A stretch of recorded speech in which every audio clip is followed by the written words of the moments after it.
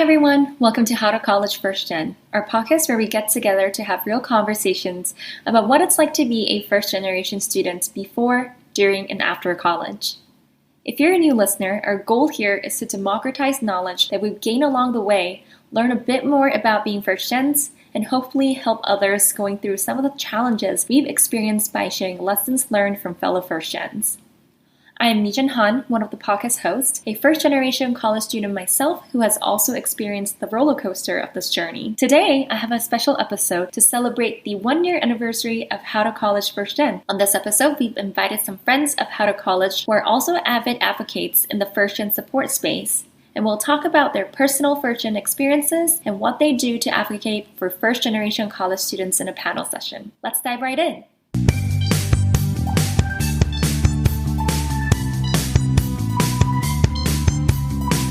Thank you everyone for being a guest on today's special episode. I first want to ask the question so that you can introduce yourself a little bit more to the audience and be in a way of saying hello as well.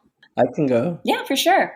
Okay, so hello everyone. This is Fabio speaking. I'm co-founder and CEO of Pena Consulting, aka the first generation consulting page. So I was born in Mexico, and I was born specifically in Jalisco, Mexico, and I moved over to the US when I was 2 years old, and I was raised in Yakima, Washington. So I attended high school in East Valley High School, which is like a super small high school, like in the rural area, no more than like 200 students total for the high school. And I made a huge transition moving to the city in Seattle to attend the University of Washington, where there's tens of thousands of students. And so, that's a little bit about me. Thank you for sharing that with us, Fabio. Yeah, of course.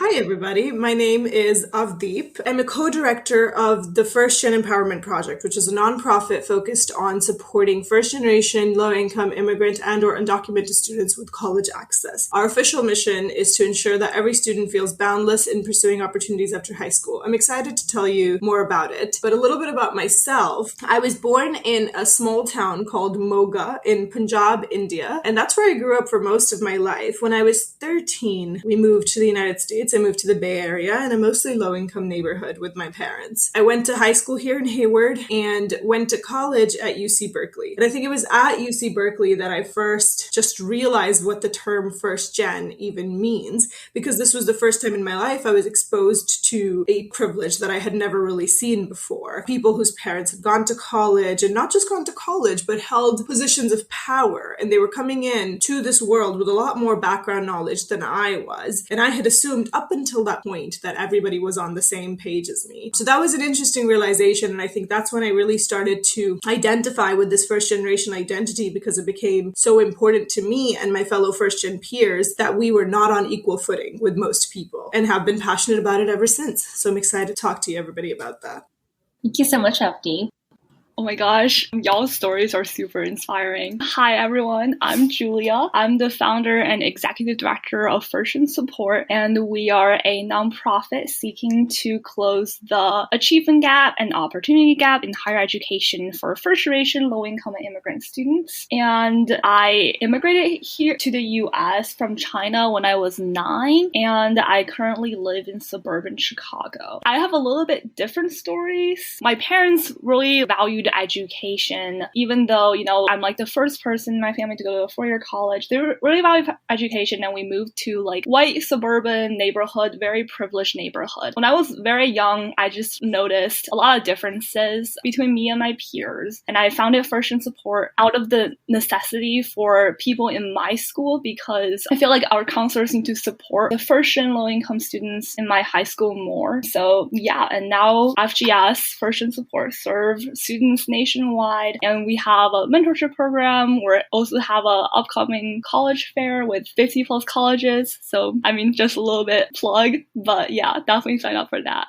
Thank you so much, Julia, for sharing that. And it's so interesting to hear that we all have similar yet different experiences, and that may support us in, supporting this first gen population in the best ways that we can. Going back a little bit, that I think all of you guys mentioned a little bit about your experiences as an immigrant and that household and experiences with your family and your parents. I wanted to ask a little bit about how your parents identify with college.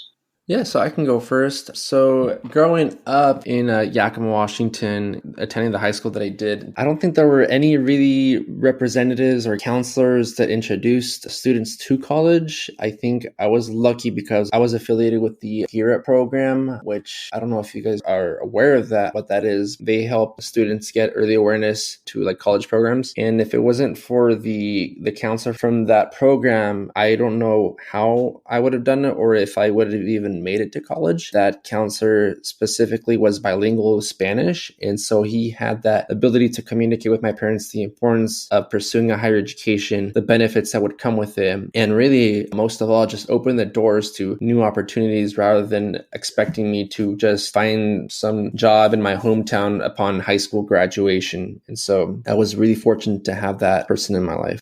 Thank you. I think since very young, my parents instilled like the importance of education in my mind because we immigrated here. I know how hard my parents have worked. And I know a lot of immigrants work super hard to give their children a better future. And I think my parents definitely did that. When I first moved here, there were a lot of English barrier. I had to overcome a lot of challenges. But my parents never really pressured me to go to like this school or pressure me like to go to like a really like competitive college. They were fine with me going to community college. They never really like pressured me to do anything. The freedom and the hard work they have put in to like overcome challenges as immigrants really inspired me.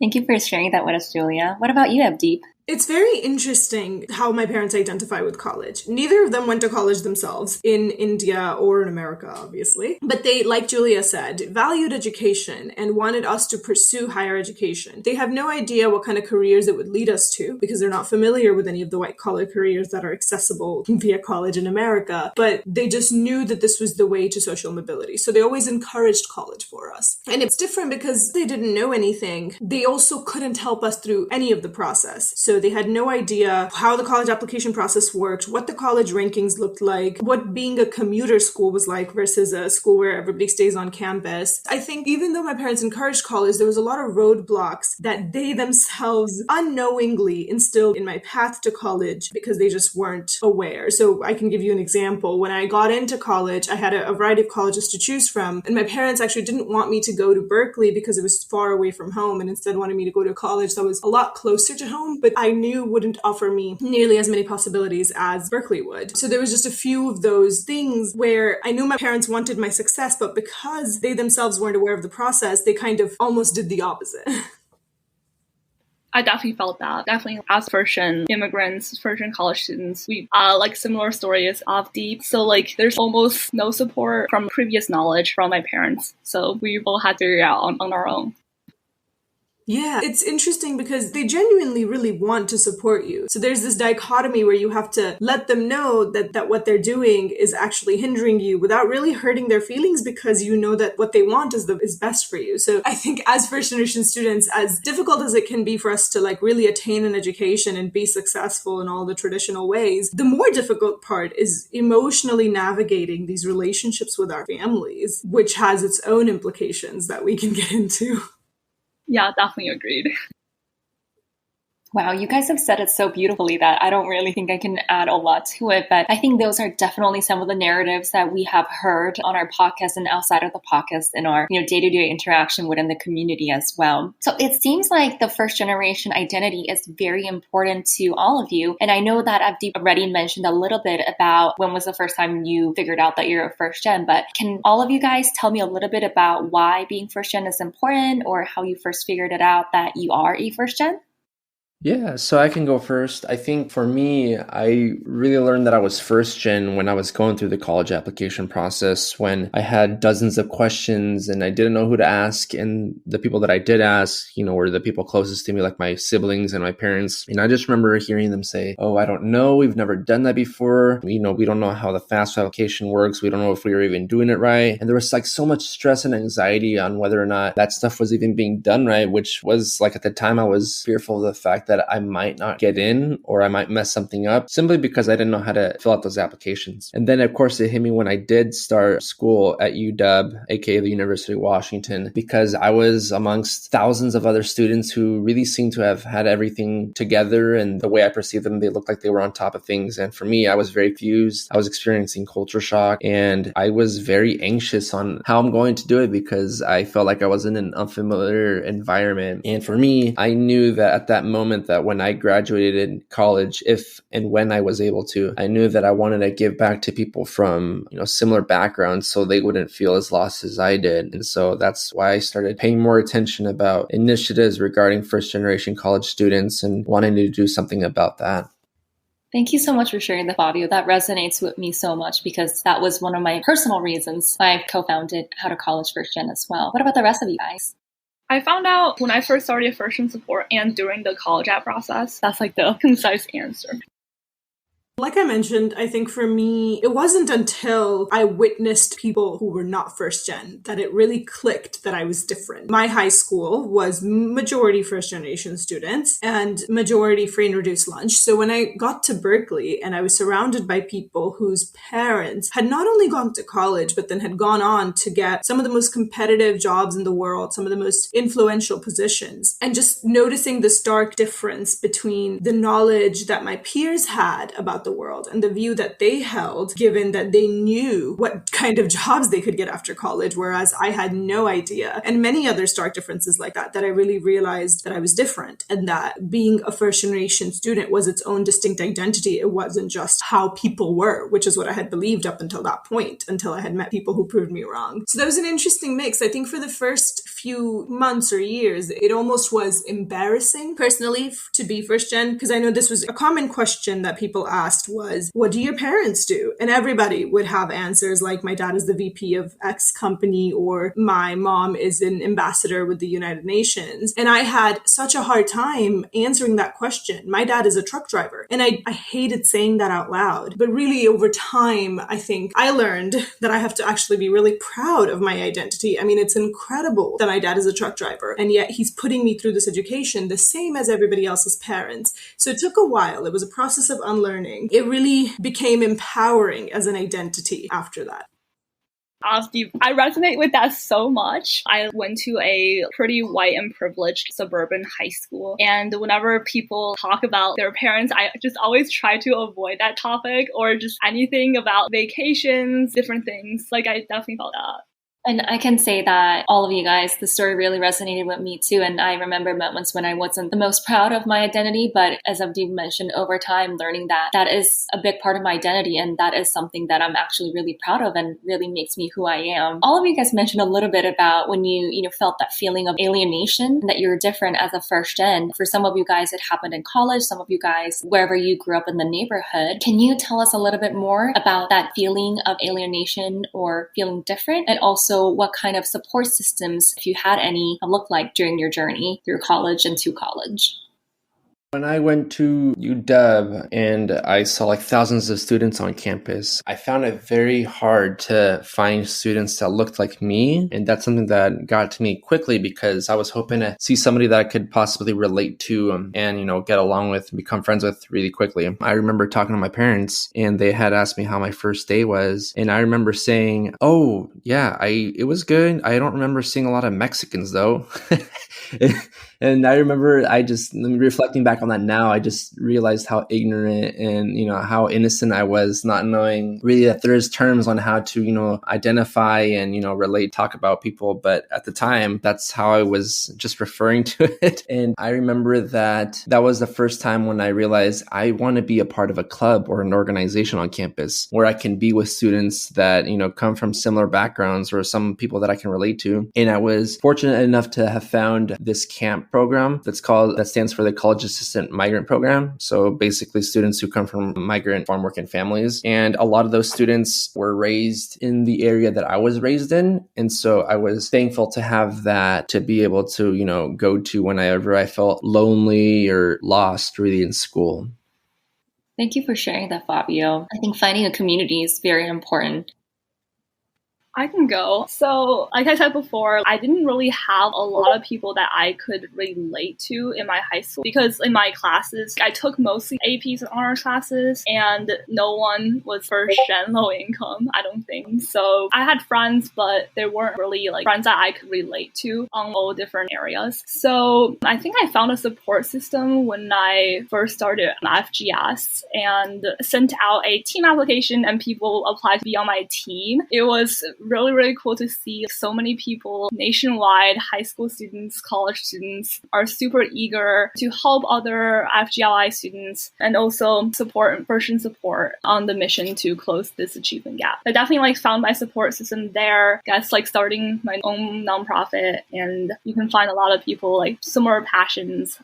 I think I mainly answered this question in my last response, but to address the support system, my answer is the same as the others. It really was finding other first generation students, and the feeling of belonging I had with them just because our stories were so similar was unmatched. So that's how I really ended up finding a support system in a community. But the important part was being a part of that community then allowed me to branch out and have relationships and close friendships with people even outside of that community. It was just the feeling of needing to have the space that I come back to and feel safe in that allowed me to then branch out and be a part of other communities as well.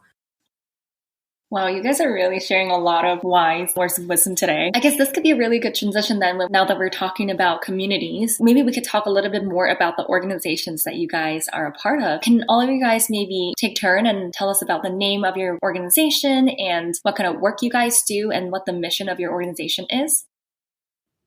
Yeah, so I can go. So I'm the co-founder and CEO of Pena Consulting. Definitely, ever since I started my page, it definitely took a lot of turns that were unexpected. But I initially first started as a management consulting firm where I could provide services to small and medium-sized companies for professional services. But when I started my social media pages, I noticed that a lot of my content was kind of boring at first. And I noticed that a lot of the followers and support that I did have, they were people that I went to school with. And one thing that we had in common was that we were all first generation college students / graduates. And I remember making a post about one of my first generation experiences in college, and that seemed to have gotten a lot of engagement. And so I ended up taking the business down that path a little bit as well. And so it sort of has two business models. And here in Seattle, they actually coined a specific category for that type of business model, which is referred to as authentic. So it's like another type of tech category, such as like ed tech or health tech. But with this one, it's really about building community and prioritizing intentions over attention. Yeah. And so part of what we do is,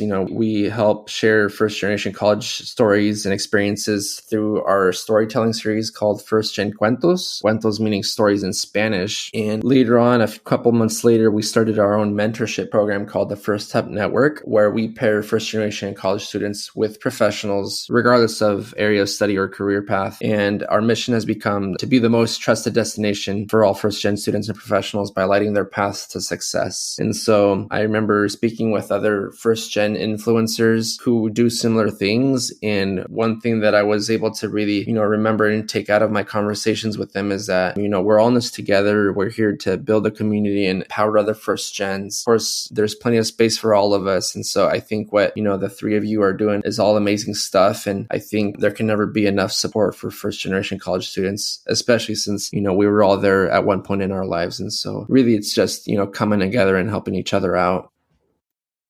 Thank you so much for that, Fabio. And I truly believe in what you said about there's more than enough space for all of us. And I feel like we're truly, stronger together as a community. Definitely.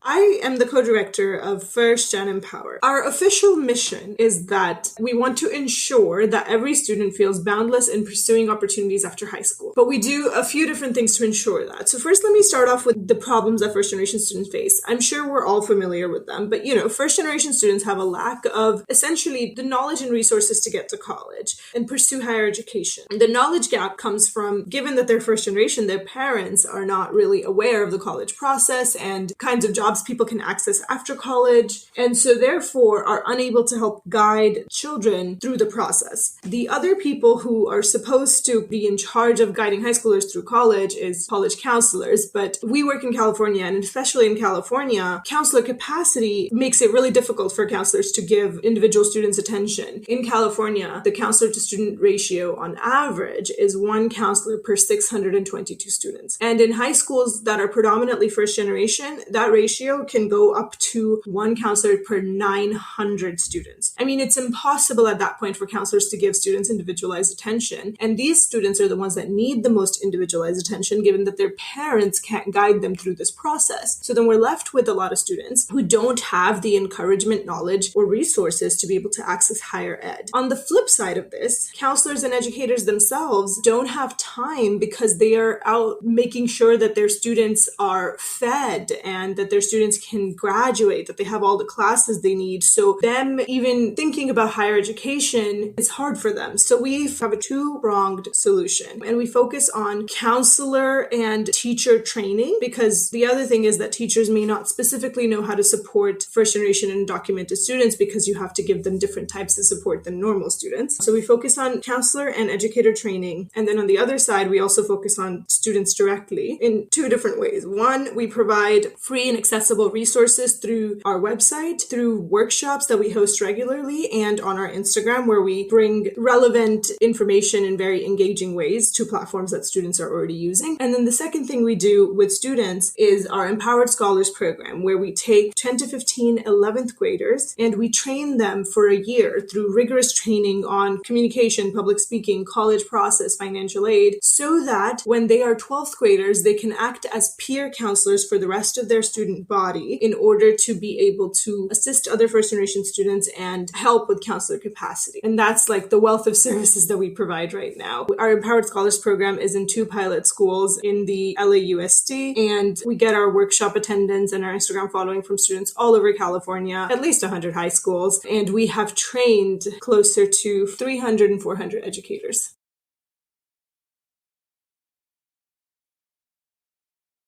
Yeah, so I started FGS last year. Actually, I started on July 28th, so it was like a birthday gift to me. I didn't really want to start it first because I guess I was embarrassed about this first gen low-income identity.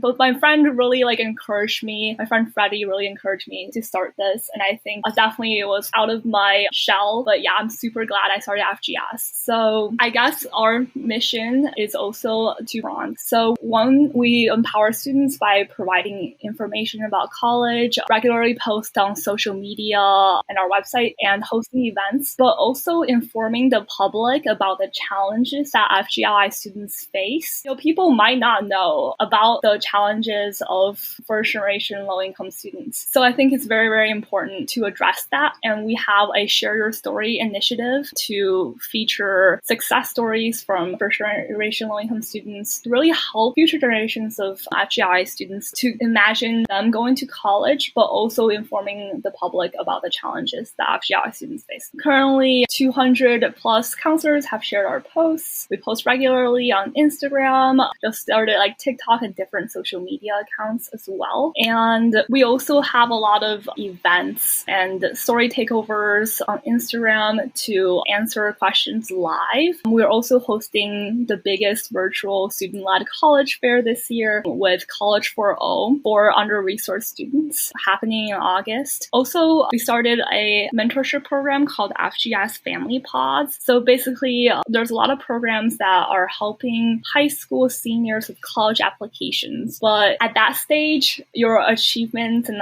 high school extracurriculars and grades are already set in stone. So we really want to empower high school underclassmen. So the Family Pod seeks to close the gap, not only in college application process to help the high school seniors, but also informing high school underclassmen and helping them realize that higher education is attainable and that they can achieve their dreams through going to a competitive four-year college. And we also have a lot of resources, a lot of templates such as recommendation letter, guides, templates, and our resources have been used by thousands of first and low-income students. And also, I guess we also have a community on Discord, fostering that connection, peer-to-peer support on Discord. Currently have 600 plus students on there, and it's a pretty active community. So we seek to create like an inclusive and inspiring environment for like all students.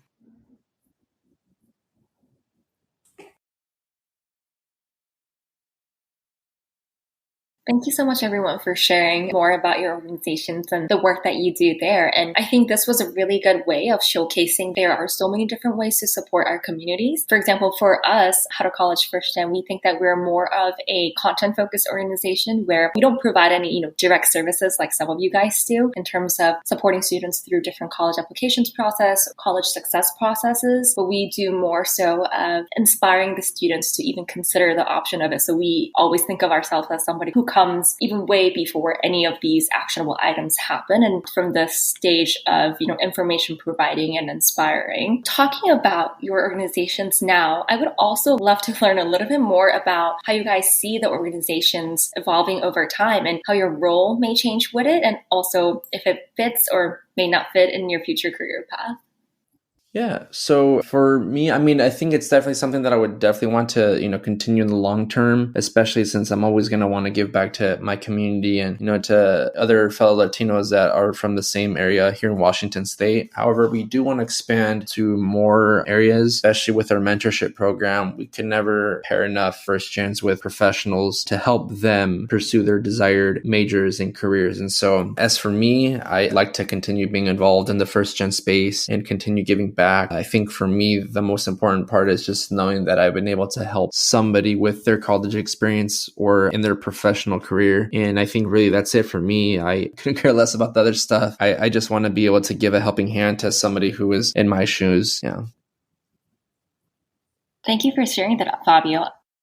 Yes. Okay. So this is a great question, Mijin. My hope is for FGE to be a resource that every first generation student knows about and can come to for accurate, timely, and engaging information. My other hope for FGE is for us to be able to reach and train as many educators, and for now we're keeping our mission to California, as many educators in California that support first generation students. On our way to that, we are partnering with school districts currently. We're in talks with LAUSD to be able to access all the counselors that work for LAUSD and train them, and then slowly work into the schools themselves and go school by school, training every single teacher on how to support first generation students. We think that by taking this approach and going through educators, we are scaling our impact because educators work with students on the daily. So I'm hoping that we can scale our educator training quite a bit more. And then we have our student resources and we'll continue to operate our student resources. And as we grow, I'm hoping that more and more students find out about us and are able to access the resources. And not just us, but like everybody here that's doing incredible work. All of you, the How to College podcast, the First Gen Support, and Fabio's Consulting. I'm hoping that all the first generation students that currently don't have this knowledge or support or encouragement can find out about our amazing resources and really be able to access them, because we're all here doing great work and offering support that I don't think any of us had when we were going through this process. So my hope for the future is just for more awareness of the incredible resources that all of us provide that are out there, and for students to be able to really access them. In the long term, and this is something that FG currently does not do, but I would really like some policy fixes so that nonprofits like ours can exist as a supplemental support, but don't need to exist as a primary support for most of these students. We should have more counselors funded in schools. We should have more support that comes from school districts themselves so that we don't have to plug in the gaps, so that these gaps just don't exist. So I would love for there to be policy change at the district level, at the state level, and eventually at the federal level that ensures support for first generation students within the schools that they're working at, not necessarily from supplemental resources.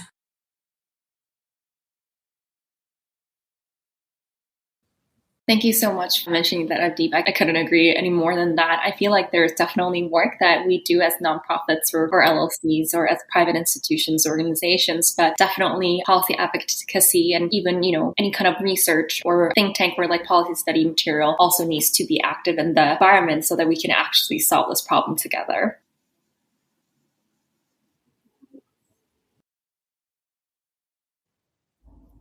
I definitely agree as well. So let me talk a little bit about the role change. So our goal is very, very similar to all the panelists here, to reach more students and also policy changes. So then we're not like a primary resource. I guess Virtual Support started as an Instagram account, just, posting about information. So I started posting about like different college resources and making very aesthetic and precise and concise graphics. So then I just saw a lot of different like college Instagram accounts, not your guys's, but just like different ones, the scholarships that they post, the deadline has already passed or the information is not relevant in the current times. So I started FGS Instagram account, and then 2 months later after I founded it, I recruited a team. And I think in the beginning was very, very rough because it was first time me leading a organization with a team of 6 to 10 people in the beginning. I had to learn a lot of things about team management and how to, I guess, make everyone feel like their voices are heard, put everyone's talents to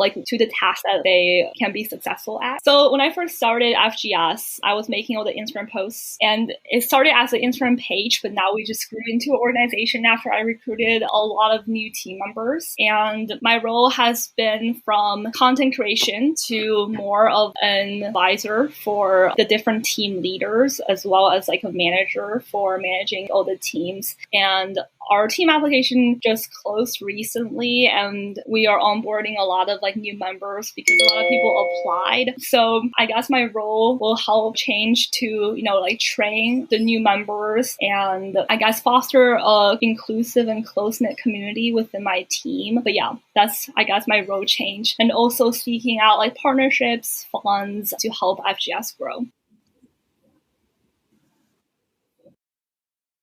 Thank you for sharing all of your stories with us. And I guess shifting the tone of the questions a little bit, and I think some of you guys already mentioned, but I want to learn a little bit more about why you guys think it's important to support first-gen students and also some of the lessons you've learned from your organizations while supporting first-gen students.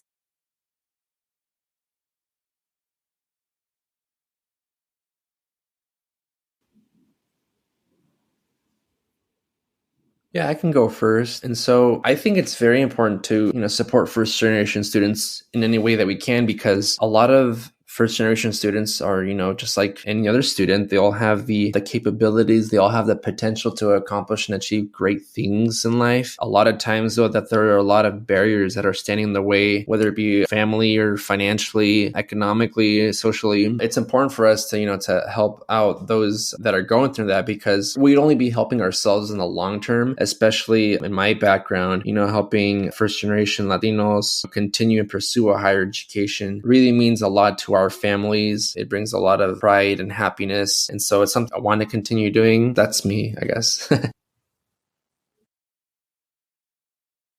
Thank you for sharing that with us, Fabio. What about you, Julia and Avdeep?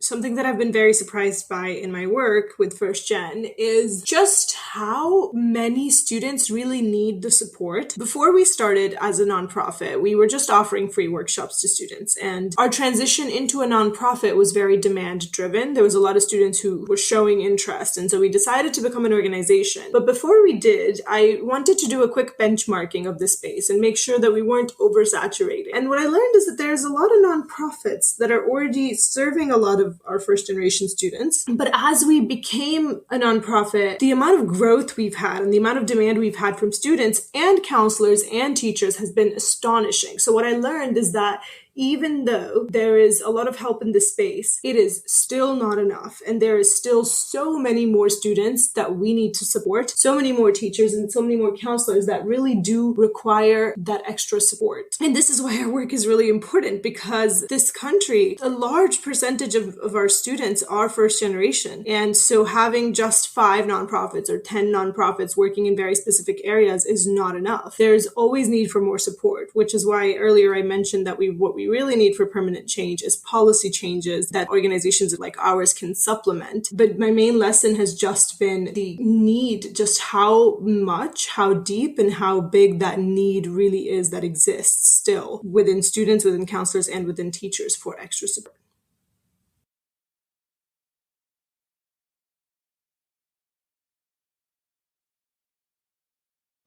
I guess it's pretty synonymous with first generation college students and low income students. So with a college degree, people born in like the lowest quintile can increase their chances of class mobility by a massive percentage. And I think that socioeconomic mobility aspect is really, really important because a lot of people like don't really know about like finances, or as first and low income students, not everyone knows about these things. So it's really important for socioeconomic mobility with college degree. Also, there's a lot of barriers within families, not enough counselor support, or family like don't really traditionally encourage their students to go to college. I think FGS seeks to transform that mindset. Some lessons I've learned, definitely a lot about team management and how to lead an organization and the people skills. But also, I think one of the lessons I think we kind of all touched on is like, don't be embarrassed about your identity. It's super important. I guess we've all been through like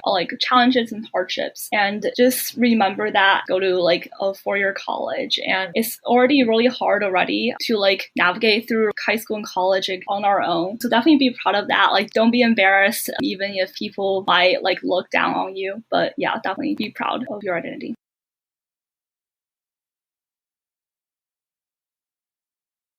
Thank you so much all for sharing your insights and about the importance of the work that we do, not to be so self-serving, but it really is. And to shift the questions a little bit, and maybe this may be even more a little bit self-serving, but I wanted to ask you guys about what you think of the role of how to college first gen is in the first gen space, and if you guys think that sharing first gen narratives can support others.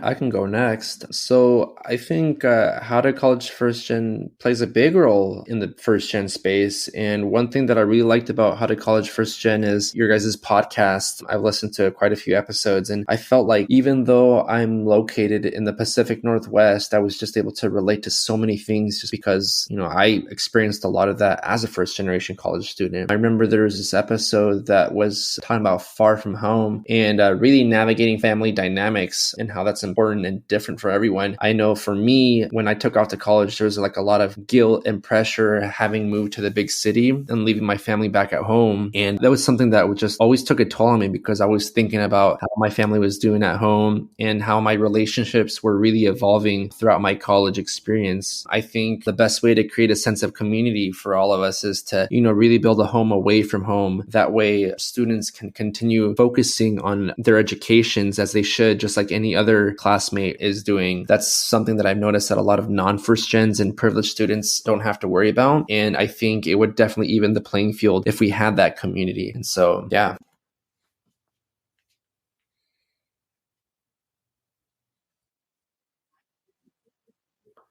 Absolutely. For absolutely shaping first gen narratives can and will support others. And I think that How to College First Gen is doing a really important job in shaping those narratives for a few different reasons. One, I think it's just really wonderful for first gen students to see examples of successful professionals just like them so that they know and understand what possibilities are available to them and what kind of opportunities exist out there, and that they themselves can achieve those things even if they are first gen. And then shaping that narrative to be one of resilience and success and struggle, but meaningful struggle is really important. And just highlighting our stories, highlighting all of our stories, which is what How to College does, I think is just so essential. The other thing that I think How to College does that's really important is building a community. So you are bringing together everybody. Even today on this podcast, meeting Fabio, meeting Julia has been incredible. And so just bringing actors together who are all really passionate about everything that we are doing and just building a community through the podcast is very impactful. So thank you for doing everything that you do.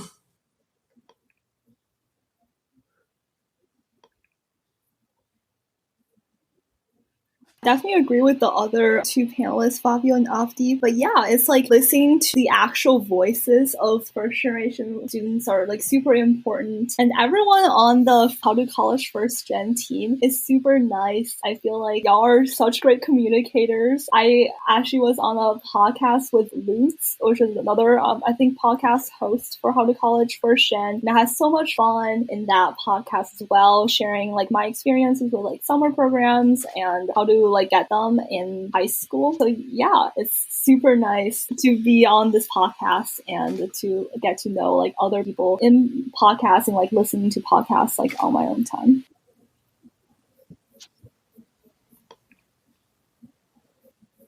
Thank you so much for the kind words, everyone. It really means so much to me, and I bet it does to the rest of the team as well. And I think you guys already have mentioned a little bit of this in terms of the role we play, but I wanted to ask you guys how we could create a sense of community among first-generation students, and if hearing the stories about other first gens has helped you feel like you're not alone in the process.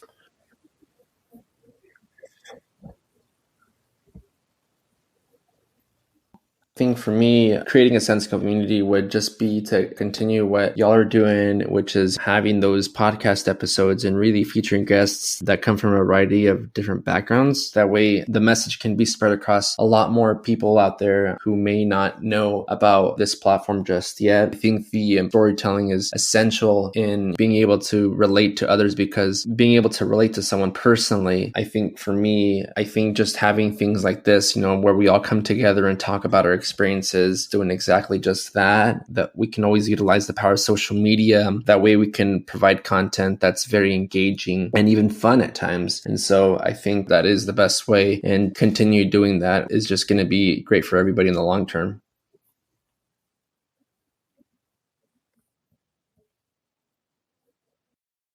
Yeah, I agree with Fabio. I think that How to College First Gen has an impact, in my opinion, in two different ways. The first one is by sharing first gen narratives. So by highlighting other first generation stories of people's struggles and their successes, it's very helpful for students who are younger to see, their own stories represented and understand what their future path could look like. And the second facet of impact, I think, is this aspect of community that your podcast is able to bring people together. Even today, just meeting Fabio and Julia has been wonderful. And I think that you have an ability to build a community of first-gen professionals that are passionate about this issue. And I think that's really impactful.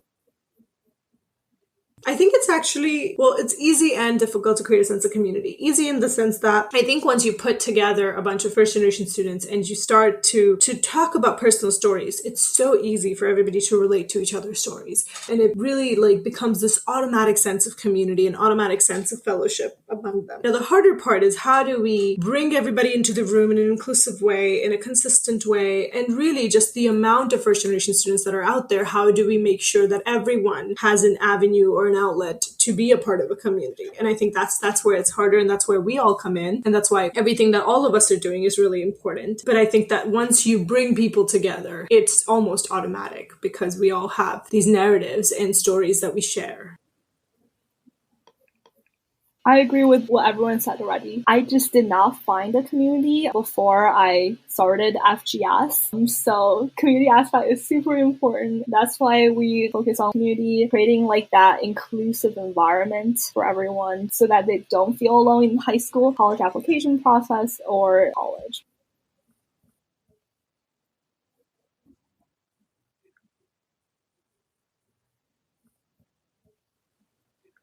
So much for everybody with sharing those. Then I guess I wanted to shift the question once again in a little bit more of a personal tone. What do you guys enjoy the most from listening to other first-gen student stories?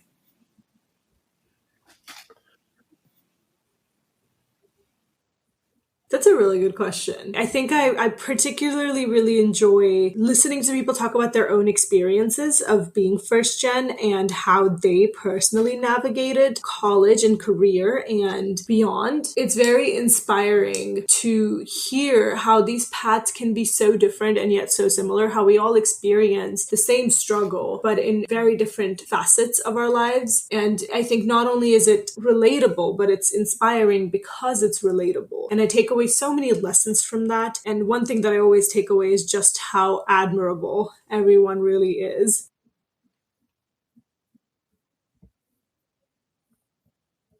Thanks for sharing that, Avdeep. Fabio or Julia, do you guys have any of your personal, shall I say, thing that you find the most enjoyable listening to other first-gen stories? for me, writing our own storytelling series through our platform, I think one of the things that I found very enjoyable is really learning more about different cultures and backgrounds. Even though I identify as Mexican or Latino and I encounter another first generation Mexican or Latino, our stories are still very different. Our backgrounds are still very richly diverse, you could say. And I think one of the things that I really like about it is that it's all very unique. And so I enjoy hearing different stories all the time. It's something I can't get enough of personally. I agree with Fabio and Avdeep. Is hearing other people's stories are so powerful, and I really like to listen and to everyone and on how they overcome the challenges that they have faced, because I think I can learn a lot from the people that have come before.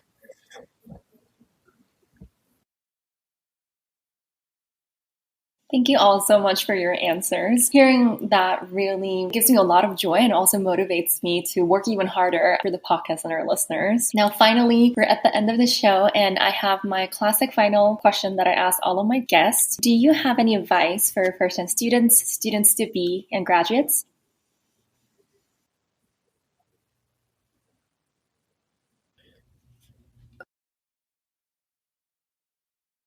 I think for me, my biggest piece of advice would be to just keep moving forward. I know that a lot of the times when we're going through life and school and taking it all on, we can feel like we're in survival mode, but just taking things one day at a time and really remembering who we are when we were applying to college and feeling that excitement, just really carrying that throughout our entire college careers, because there may be times where we experience some type of failure, rejection, and it can get really easy to get discouraged. And so I would hate for that to happen to anybody, because it really almost limits us in a way. We have to remember our potential. We have to remember that we're there for a reason, and we have to remember that we belong and that we're capable of doing anything. So keep moving forward would be my biggest piece of advice. For me, it would be know your power. I think that it's so easy for us to discount ourselves, especially as first generation students. The imposter syndrome is real. And so it's so easy to get lost and be like, I'm not good enough. I didn't have that same private school education. I don't have my uncle who can get me into this fancy job. I don't know what I'm doing, but my peers do. It's so easy to have those doubts and think of yourself as less than. But what I really want all students to know is to really know and believe in your own power, because your story and your experiences make you so much more powerful. You have learned and seen so much through your first gen journey. And the fact that you are here with options in front of you, with like paths that you can pursue, is in and of itself evidence of your own power. And so really believe that if you've made it this far, that you can make it as far as you want to go, and just derive strength from your story, and don't let anybody make you feel like you're less than.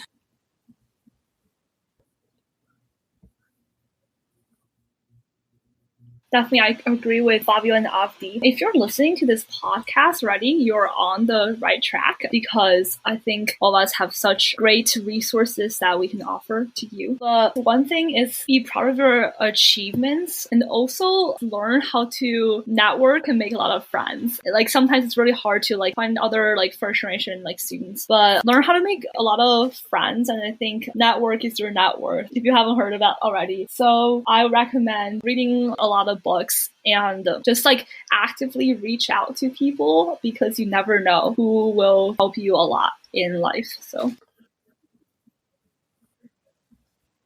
Well, thank you so much, everyone, for your time today and your words of wisdom for all our listeners and all the first generation students out there. Thank you so much again also for helping us celebrate the 1-year anniversary of How to College First Gen. We really don't think that we could have come this far without the support of people like you guys out there, alongside with our listeners who's trying to make the first gen space a lot more resourceful, a lot more community driven, and a lot more growth oriented.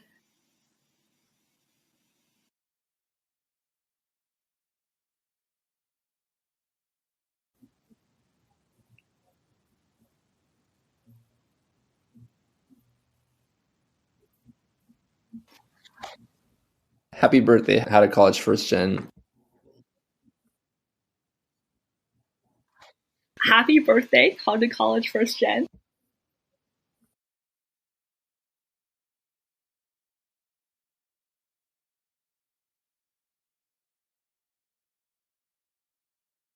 Congratulations on your 1 year anniversary. It's amazing that work that all of you have been doing, and I'm really glad that you're doing it. And I hope you continue to have many, many more anniversaries.